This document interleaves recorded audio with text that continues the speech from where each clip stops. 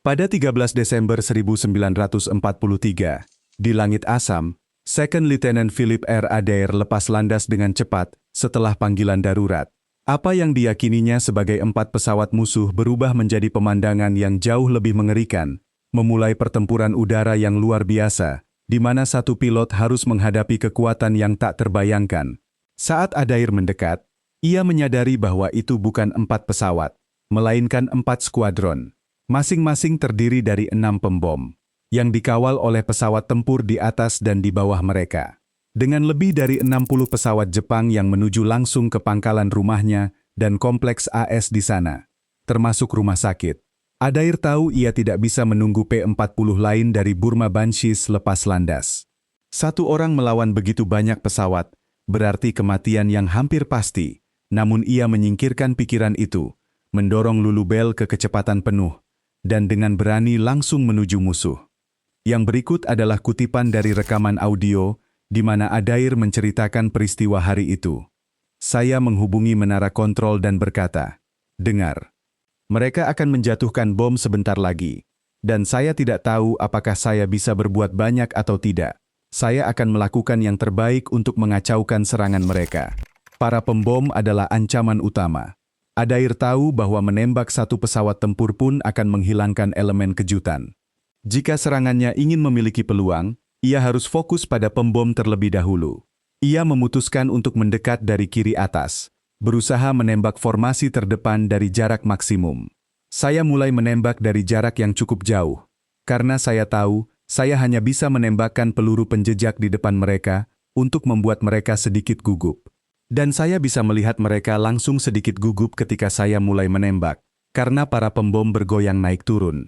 Dan saat itu saya tidak memperhatikan pesawat tempur. Hampir sebelum saya menyadarinya, saya sudah berada di belakang skuadron terakhir dan menyerang pembom terakhir di dalamnya, membidik mesin kirinya. Ia melihat tembakan mengenai mesin dan sesuatu yang tampak seperti api keluar dari pembom. Tetapi ia melaju terlalu cepat untuk benar-benar melihat apa yang terjadi. Pada titik ini, pesawat Zero sudah siap menyerang. Namun, Adair memiliki manuver menghindar yang siap. Ia mendorong tuas kendali sepenuhnya ke depan dan ke kiri, menciptakan G negatif, melakukan putaran luar, dan menukik dengan kecepatan tinggi. Akhirnya, ia berhasil menstabilkan pesawatnya dan melihat sekeliling. Untungnya, Zero kembali untuk melindungi formasi pembom.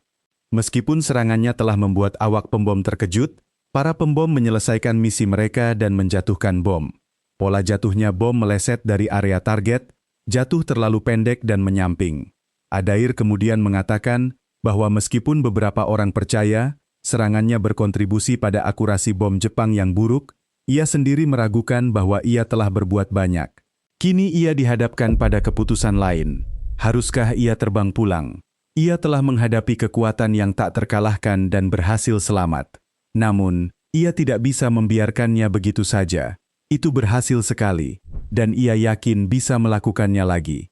Dengan mendaki, ia berhasil mencapai posisi di atas dan di belakang formasi. Ia bersiap untuk serangan berikutnya. Sepertinya tidak ada yang memperhatikan saya sampai saya mendekati pembom. Dan kemudian setiap Zero di langit seolah-olah datang ke arah saya. Dan saya berpikir, ya, tidak ada peluang di dunia ini bagi saya untuk mendekati pembom lagi. Saya hanya akan mencoba menembak 1 atau 2 pesawat tempur. Jadi saya membidik yang paling atas dan mencoba menembaknya. Tapi dia tahu saya ada di sana, dan kira-kira saat saya berada dalam jangkauan tembak, dia membuat belokan yang sangat tajam. Dia langsung keluar dari jangkauan, keluar dari pandangan. Jadi saya hanya membidik yang berikutnya, dan dia sedikit lebih bodoh. Dia menunggu sampai saya cukup dekat, dan baru saja mulai berbelok ketika saya mulai menembaknya. Kemudian saya langsung melihat roda pendaratan kirinya keluar dan mesinnya tampak terbakar, dan dia menukik spiral. Jadi saya menarik diri ke samping untuk menjauh dari sana dan mengawasinya. Dan dia menabrak hutan, tidak jauh dari sana. Saya kembali mendaki dan berpikir, sudahlah.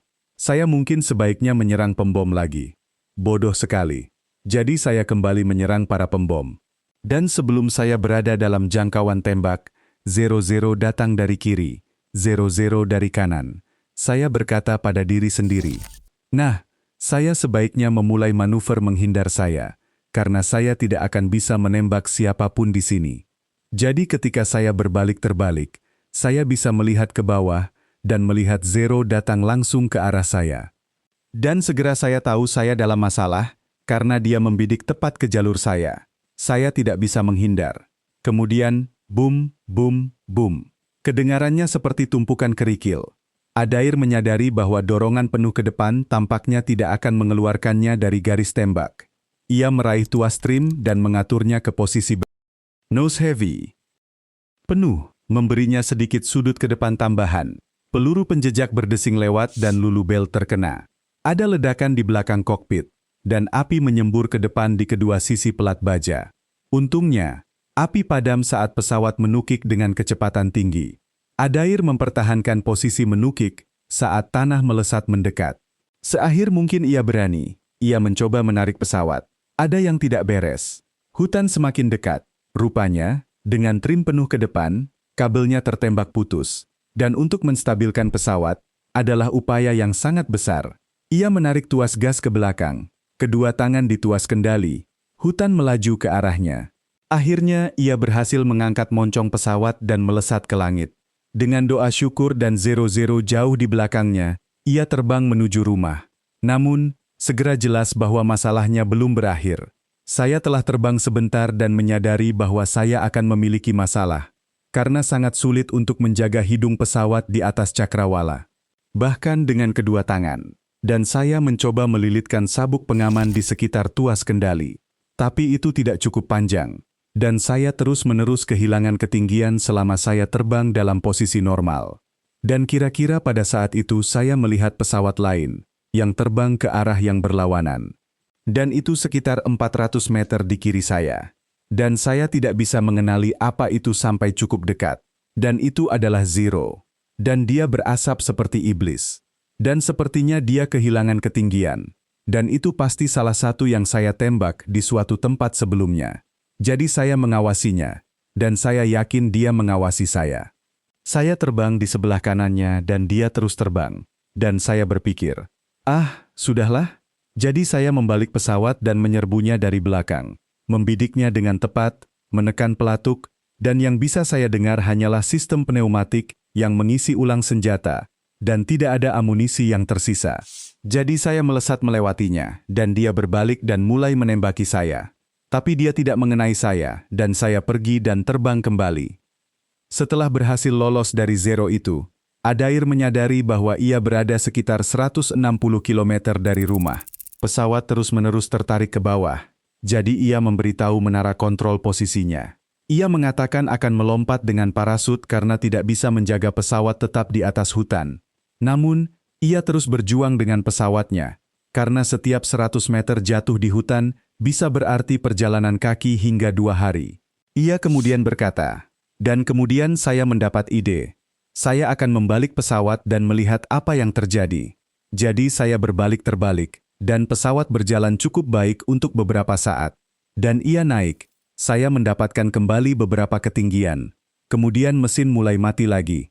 Jadi saya mengembalikannya ke posisi normal. Dan mesinnya menyala lagi dan berjalan lancar. Ia kehilangan hitungan berapa kali ia mengulangi manuver ini. Tetapi akhirnya ia berhasil kembali ke lapangan terbangnya. Dalam pendekatan terakhir dan dalam posisi terbalik, ia menurunkan roda pendaratan. Pada saat-saat terakhir, ia membalik pesawat. Roda lulu bele yang berbingkai putih menyentuh landasan dengan lembut. Dan ia mendarat dengan selamat. Itu adalah misi ke-44 Adair. Ia kemudian berkata, bagi saya, misi nomor 44 adalah yang paling mendebarkan. Saya tidak tahu apakah saya bisa menahan begitu banyak kegembiraan lagi. Tetapi setelah itu saya yakin bahwa 44 adalah angka keberuntungan saya. Itu juga nomor yang terlukis di sisi lulu bele. Letnan Adair, yang telah menantang 64 pesawat Jepang, menerima Silver Star atas misi ini. Kami ingin mengucapkan terima kasih yang tulus kepada Robin dan Luke Adair, putra dan cucu Kolonel Purn Philip Adair, atas bantuan mereka yang murah hati dalam penulisan naskah ini, dan karena telah memberi kami izin untuk menggunakan rekaman audio dan gambar dalam film ini. Kisah mereka adalah bagian penting dari sejarah Burma Banshees.